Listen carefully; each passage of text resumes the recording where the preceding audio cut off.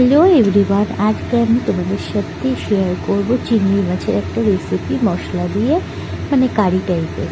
তো দেখো, আমি কড়াইয়ের মধ্যে তেল দিয়ে দিয়েছি। তেলটা একটু গরম হয়ে গেলে পরেই দুম করে আলুগুলো কেটে রেখেছিলাম, ওটা নুন হলুদ দিয়ে মেখে রেখেছিলাম, তো ওটাই এখন কড়াই দিয়ে দিয়েছি ভাজার জন্য।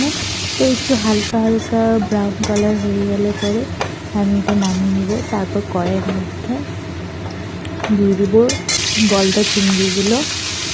চিংড়ি মাছের সাইজগুলো কিন্তু বেশ বড় বড়।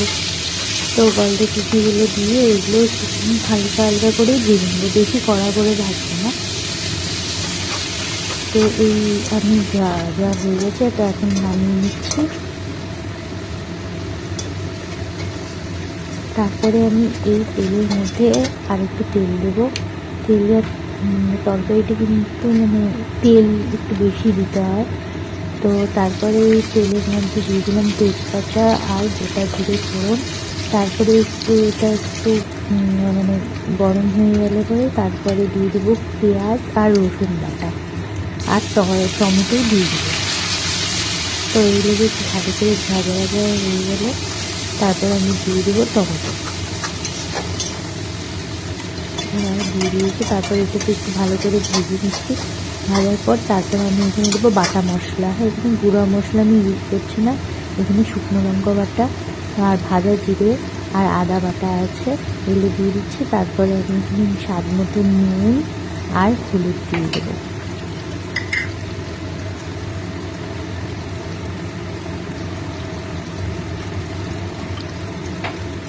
তারপরে এগুলোকে মশলাগুলোকে ভালো করে নাড়াচাড়া করে তারপরে একটু জল দিয়ে দিচ্ছি, যাতে মশলা থেকে একটু তেল ছাড়বে। তারপরে আমি মশলা থেকে দেখো তেলগুলো ছেড়ে গেছে। তারপরে আমি দিয়ে দিচ্ছি এখানে ভেজে রাখা আলুগুলোকে আমি দিয়ে একটু ভালো মতো করে কষাবো। কষানোর পর তারপরে দিয়ে দেবো এখানটায় গরম জল। এখানে আমি ঠান্ডা জল ইউজ করছি না, গরম জল দিলেই ভালো লাগে তরকারিতে। তো দেখো এখানে আমি গরম জল দিয়ে তারপর ওই তরকারিটা ভালো মতো করে ফুটিয়ে নেবো। ঢাকা দিয়ে দিলাম। তারপর দেখো এই ঢাকা তুলে ভালো মতো করে ফোটানো হয়ে গেছে। একটু কিন্তু গ্যাসের ফ্লেমটা লোতে রাখবো, লোতে রেখে ঢাকা দিয়ে রাখতে পরে তারপর একটু ভালো করে মশলাটা কষে যায় আর ভালো লাগে। তারপরে দিয়ে দিচ্ছি এখানে ভেজে রাখা চিংড়ি মাছগুলো।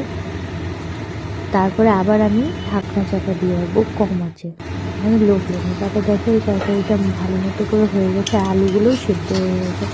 তারপরে এখানটা আমি দিয়ে দেবো গোটা গরম মশলা বাটা। এখানে আমি কোনো কিছু গুঁড়ো ইউজ করছি না, সব বাটা। তো এই দেখো বাটাটা দিয়ে দিলাম, গরম মশলা বাটা। তারপরে আরেকটু নাড়াচাড়া করে দেবো লো ফ্লেমে। তারপরে দিয়ে দেবো এখানটায় একটু ঘি। চিংড়ি মাছে ঘি গরম মশলা না দিলে ভালো লাগে না। তো একটু ঘি দিয়ে দিলাম, দিয়ে তারপরে আমি একটু লো ফ্লেমে একটু কিছুক্ষণ রাখবো। তো দেখো আমার তরকারি কিন্তু হয়ে গেছে, আর দেখো কালারটাও কি সুন্দর এসছে। তো এটাই ছিল আমার আজকের রেসিপি।